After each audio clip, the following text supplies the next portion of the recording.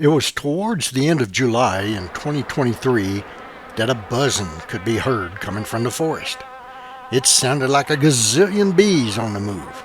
I had to see what was going on, so I launched my drone to check it out.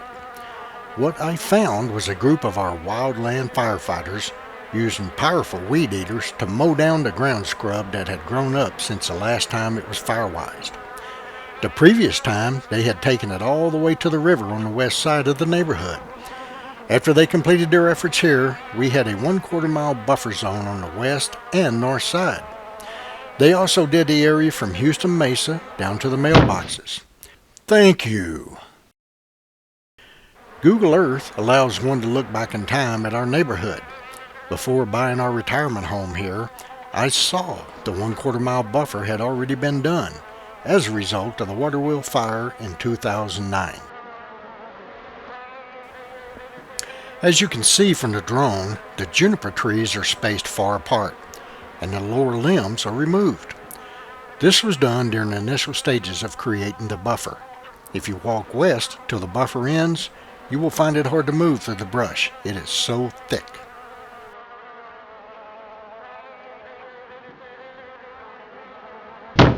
Thank you.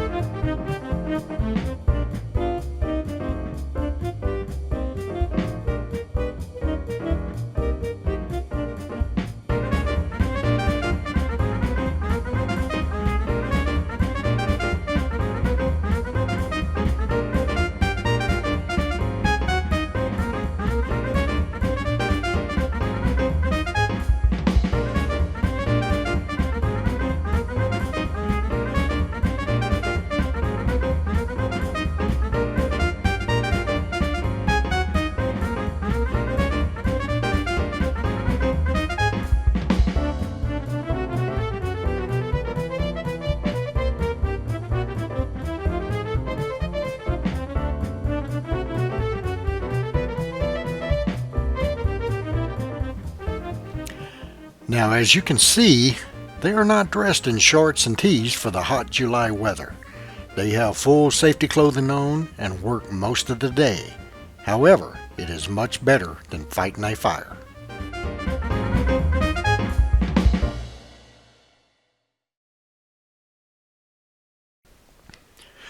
Just days after they had worked our neighborhood, a wildfire started just below the rim, called a Brady fire. Personally, I find it was a suspicious origin. It started at the north end of private property, and a sheriff's deputy just happened to be in the area to report it. That was when I subscribed to the Watch Duty applications so I could track the air attacks. I also found it much better than InstaWeb or the National Fire Situation websites. To track the air attacks requires a $20 yearly subscription, but I find it well worth it. The fire teams marked off a large area of the forest, from the control road at Washington Park turn to, I suspect, Weber Creek. The folks in Geronimo Estates, I suspect, had to go out the control road to Highway 87 to get to Payson and take the same route back home. When I saw the enormous area they blocked off, I was concerned they were going to let it burn like they had in other fires. Since I could not fly my drone high enough to get a look over Little Diamond, I took a friend that was visiting and we went up on Houston Mesa where I could get a look at the fire. We were also able to watch about 75 elk coming out of their bedding for the evening.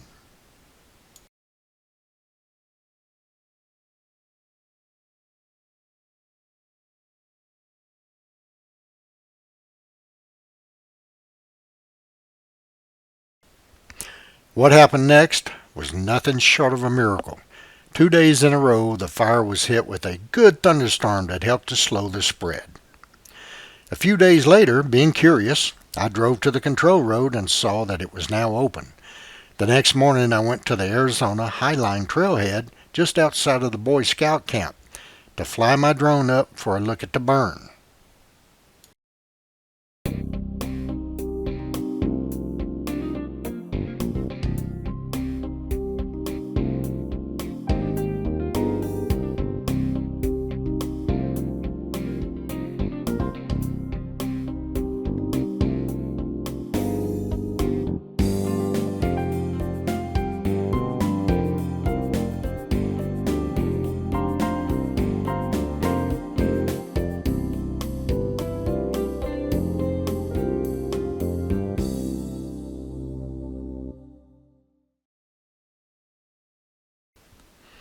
I was able to detect what could have been it from 400 feet up.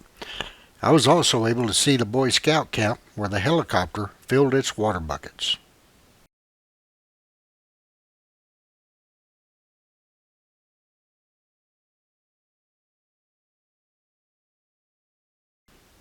Here's an example of the watch duty application and tracking the helicopter.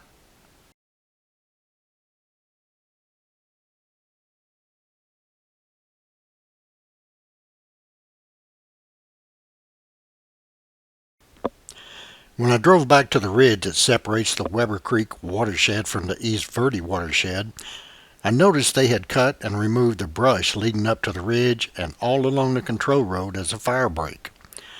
I launched my drone from there, a 5,680 foot as opposed to 5,400 foot. At the trailhead, I was able to get another 300 foot higher and get a good look at the burn.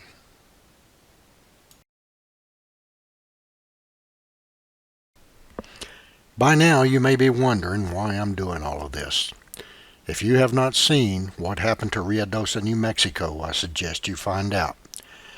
Two big wildfires there have caused a complete evacuation of the whole town. I have friends from Texas that lost homes and cabins in the fires. I don't want to see it happen here. I do hope that our current FireWise coordinator, Rick Lovedahl, has been recognized by the board for his outstanding performance. I failed to get video or drone footage of his efforts to FireWise our neighborhood, but since he blows his own horn, I stole his pictures off the Beaver Valley Facebook page. I must also point out that he did it the way it's supposed to be done. He got our neighbors to clear the areas around their homes and structures that may be in danger of catching fire during a firestorm. Some previous FireWise coordinators failed miserably in their position by attempting to impose their own agenda. After hiring a crew to cut down trees in the river bottom, they then attempted to get the board to pay to have someone do it. True ignorance of how things really work in the forest.